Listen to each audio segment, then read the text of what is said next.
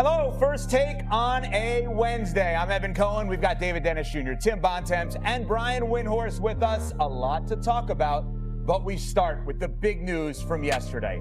In a shocking move, the longest tenured Indiana Pacer, Miles Turner, will now be wearing a Milwaukee Bucks jersey next season. The big man signed with Milwaukee to a 4-year, $107 million deal, and in doing so, the Bucks waived and stretched Damian Lillard's remaining contract. He is expected to miss at least a bulk of the next year, rehabbing from an Achilles tear. Let's check in with Windy's reaction live on the show yesterday when this all happened. If I'm an Indiana Pacer right now, I'm absolutely disgusted. I am sick to my stomach. If I'm Tyrese Halliburton, I am breaking things right now. If I'm Rick Carlisle, I'm furious at just what's happened because they were unwilling to spend a little bit of luxury tax money to hold this team in place for a year when Halliburton came back, to go to a team that they hate the Bucks. Tim Bontemps, which team did this move impact more, the Pacers or the Bucks? I would say the Pacers, Evan, for all the reasons Brian just laid out. You know, throughout the playoffs, the Indiana Pacers kept signaling to people that they were going to pay the luxury tax. They were willing to pay the luxury tax to keep this team together. They had not paid the luxury tax in 20 years. There was plenty of skepticism across the NBA as to whether they were actually going to be willing to do that and keep this group together going forward. And they showed yesterday when push came to shove, they were not. This contract that Miles Turner got from the Bucks, it was a nice deal for him, but it is not way outside the bounds. They didn't give him a max deal. They didn't give him a $40 million deal. This is right in line with what he should get in comparison to the market. And by not giving him this deal, the Pacers have completely handicapped themselves going forward. Look, fans are probably sitting at home saying, why is everybody making such a big deal about Miles Turner? He hasn't made an all-star team, averaged 15 points a game last year. The reason why is because he has a very specific skill set that few players in the league have. He's a rim-protecting center. He and Brook Lopez, the guy he replaced in Milwaukee, two of the most contested shot players at the center position in the NBA. He also is an excellent three-point shooter, and that combination of floor spacing on offense and rim protection on defense, that is something every team is looking for in a big. It is especially critical to have next to Giannis Antetokounmpo, which is why the Bucks went and got him. It's also something that's critical for Pascal Siakam, another guy who likes to play in the paint, and it's why he and Miles Turner have been such a perfect combination the past couple of seasons. Now, yes, Tyrese Halliburton is out this season. When he comes back after this year, when he gets back for the 26-27 season, the Pacers are going to have to find another version of Miles Turner. There are very few of them around the league, and as a result,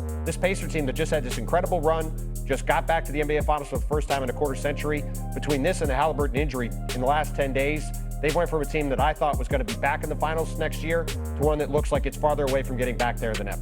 So I'm going to give the Pacers a little bit of a benefit of the doubt here, because I think that part of what you said is true. I think that they feel like if you give us a year, we can find a Miles Turner replacement, a 3-and-D guy.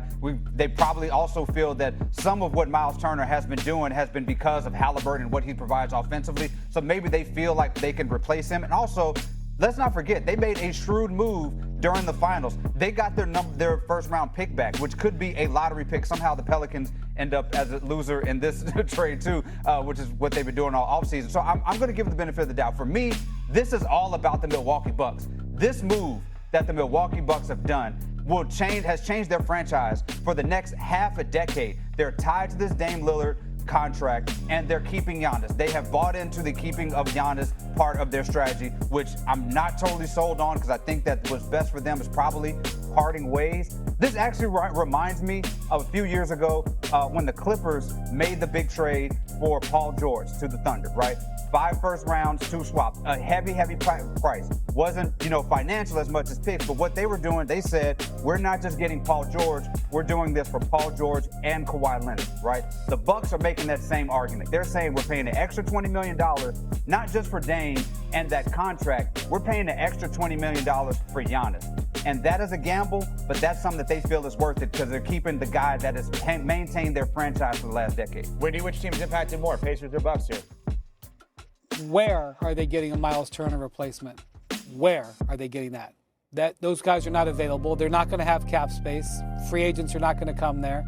And the reason they traded that draft pick was to pay Miles Turner, because they were counting every penny that they were going to use, and they offloaded that pick so that they could save a couple extra $1 million so that they could minimize their luxury tax. They were planning to pay the tax to keep Miles Turner because they've had the best team they've had in 25 years, okay?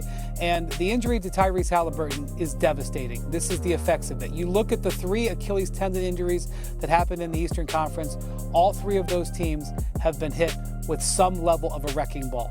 And if you were the Pacers, this is a team that was meticulously built by their front office without the benefits of high draft picks, without the benefits of ownership willing to spend. They had finally put it together, and they had planned to spend the luxury tax. And I will say, as a way to more well round this out so that I'm not being too hard on the Pacers, they were in fact offering Miles Turner contract numbers that would have put them in the tax. They were willing to go into the tax, but they weren't willing to do what they needed to do to keep this team together. And it's a gut punch, because 10 days ago, the Pacers were standing there in Oklahoma City off to a tremendous start in Game 7 of the finals. We're talking about a team that entered the NBA in 1976, okay? And they, for the highest moment in the history of their franchise, they were on the verge of winning the whole thing. And now they're out Tyrese Halliburton and they're at their franchise center, and they have no functional way to replace him. If they pull it off, I will be right back here in this seat congratulating them and saying it was a great move. But that's my skepticism. The reason we're reacting so strongly to Miles Turner, guys, is that this doesn't just affect Miles Turner. It affects the team that was just in Game 7 of the finals. It affects Giannis, and it affects Dame Lillard. That's why this is so impactful. This is a through line that affects all of those things. And it's a shocking trade. It's a level of mortgage that really pro sports has never seen before. As a Cleveland Browns fan, this is akin to what the Deshaun Watson contract was, except for Deshaun Watson wouldn't even be on the team anymore, which is pretty much the way it is anyway, but that's another story for another day.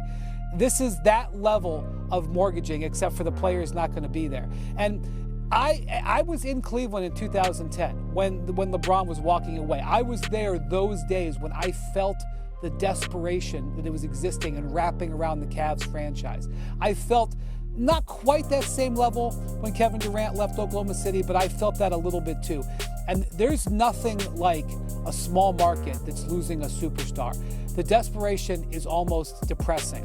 And so I think if this had happened in Cleveland and these tools were available to them for LeBron, they would have done this. In fact, they might have done it with 2 or 3 players. They might still be paying off stuff in 2010 to hold on to LeBron for a year. So I kind of, in a way, get and understand and give sort of a pass to Milwaukee, even though I don't think that this is really a smart move on any level. The problem that I have with it is that I don't think Miles Turner moves the needle. And I say that, guys, not as an insult to Miles Turner, because I have so much respect for him. He's a good player. I spent 3 weeks with him in China with the national team in 2019. I met his parents, great people, had great conversations with him, great guy. It is not a comment on him as a player.